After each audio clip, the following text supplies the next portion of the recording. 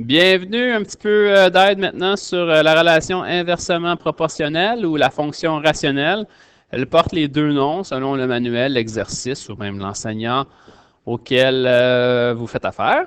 Donc, premier exemple, c'est ce qu'on va vous demander de faire. On vous donne un exemple dans un contexte écrit à partir duquel nous allons devoir tracer la table de valeurs, tracer le graphique et aussi plus bas, trouver l'équation et répondre à quelques petites questions. Alors, section très importante de votre secondaire 3, c'est de comprendre que toutes les situations écrites qui vont être proposées correspondent à la fois à une table de valeurs, à un graphique et aussi à une équation ou, si vous préférez, une règle qui nous permet de trouver n'importe quelle valeur là, pour le contexte donné. Ici, la situation qui est proposée, on parle de parcourir un trajet de 45 km. Donc, pour ça permet un petit peu d'imager ça, ça correspond à peu près à Saint-Jérôme jusqu'à Montréal. Et là, on dit que ça dépend de la vitesse, à laquelle on se déplace. Si on se déplace à une vitesse de 5 km/h, la durée du trajet sera de 9 heures. Si on se déplace à une vitesse de 15 km/h, la durée du trajet sera de 3 heures. Parfait. Maintenant, on a lu le problème. On est en mesure de remplir la table de valeurs. Alors, pour ce qui est de la table de valeurs, il y a déjà des couples d'inscrits dedans. On appelle ça des couples. Hein? Le X et le Y. Le X étant dans le problème, et là, il faudrait que je fasse référence à la page, les pages que nous avons vues au préalable, la variable dépendante ainsi que la variable indépendante. Alors, dans mon problème, quelles sont les deux quantités qui peuvent varier? J'ai deux choses qui peuvent varier dans mon problème. J'ai la vitesse de déplacement et la durée du trajet. Alors, si on fait un test avec la petite phrase clé que nous avons au début de nos notes de cours, est-ce que c'est plus logique de dire la durée du trajet est influencée par la vitesse à laquelle nous allons? Eh bien, oui. Alors, avec la petite phrase clé que vous avez à votre page 3, je crois, dans vos notes de cours, vous allez comprendre que la durée du trajet représente la variable dépendante.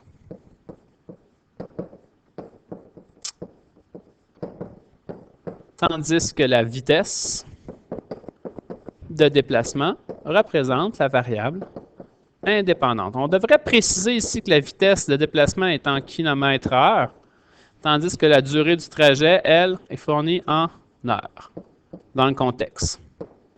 Et pour ceux qui ne savent pas de quoi je parlais avec la petite phrase mémotechnique, je prends quelques secondes pour vous la montrer. Je recule. Alors, dans les pages précédentes, c'est la phrase qui est ici là, dans l'encadré jaune-orange. Maintenant, avançons, construisons la table de valeurs.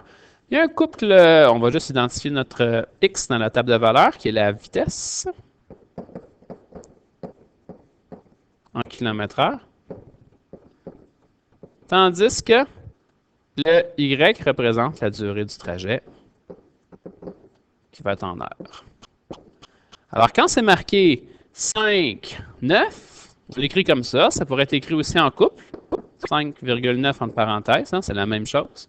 Alors, 5, 9 veut dire, si je me déplace à 5 km/h, pour me rendre à Montréal, hein, qui est à une distance de 45 km de ma maison, là, ça va me prendre 9 heures.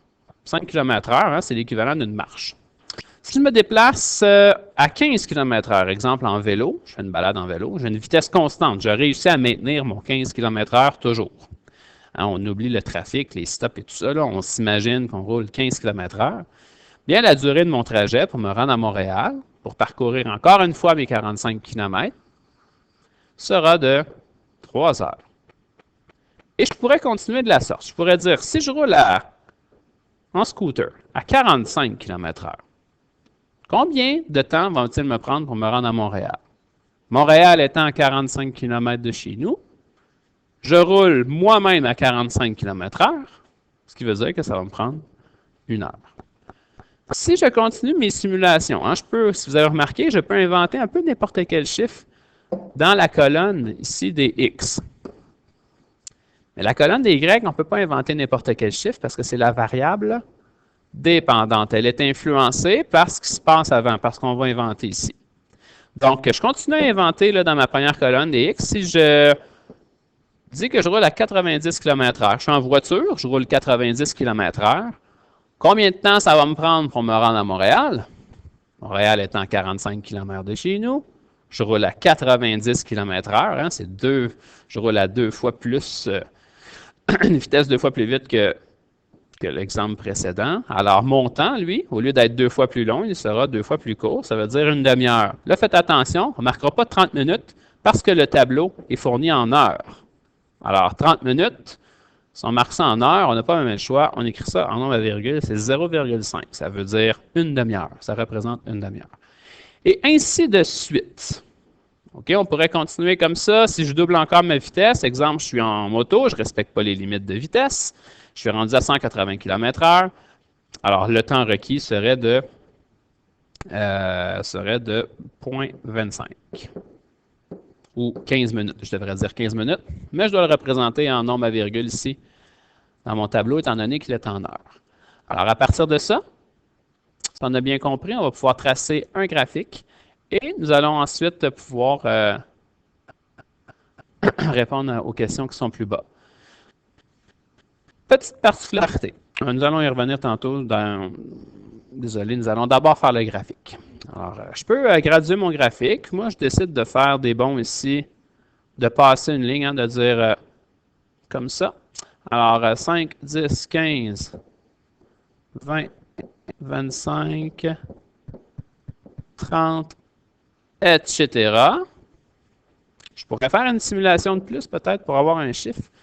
Si je roule à 1 km/h, si je rampe à 1 km/h, pour me rendre à Montréal, qui est à 45 km de chez nous, ça va me prendre 45 heures.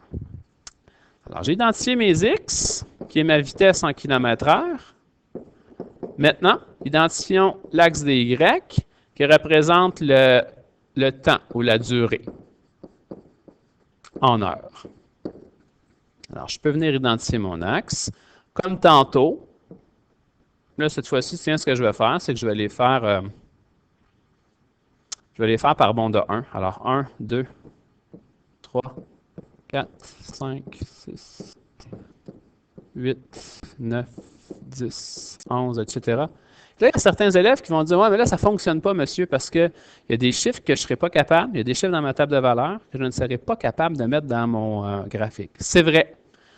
L'important, c'est d'avoir 3, 4 points qu'on est capable de placer à l'intérieur du graphique. Alors, je commence avec le point 1,45.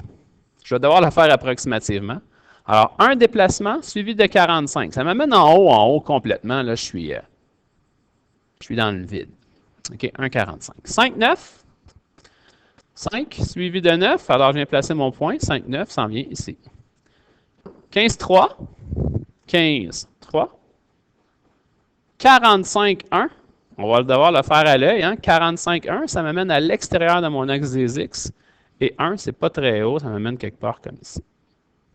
Alors, j'ai 4 points, je vais les relier, ça va former une belle courbe. C'est normal, ce n'est pas une droite. Oups.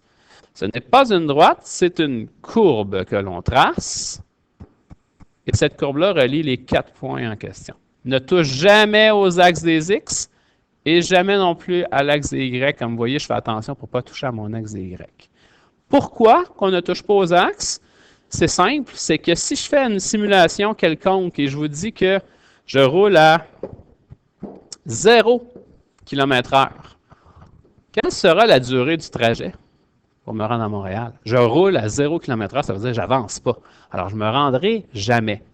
C'est donc pour ça qu'on ne peut pas associer à 0 une valeur de Y et que mon graphique, ici, ne touche jamais à l'axe des Y. S'en approche toujours, mais ne touchera jamais. Et même chose sur l'autre côté. J'aurais beau dire que je roulerais à 1000 km/h, il n'arrivera jamais un moment où on va marquer ici 0. Hein? Si je roule à 1000 km/h, ça va quand même me prendre quelques secondes, quelques fractions de secondes ou fractions de minutes, là, peu importe. Pardon. Donc, c'est pour ça qu'on dit que on ne touche jamais aux deux axes. Alors, vous avez votre graphique. On va répondre aux questions plus bas sur une autre capsule. Je vous remercie beaucoup. Bonne journée.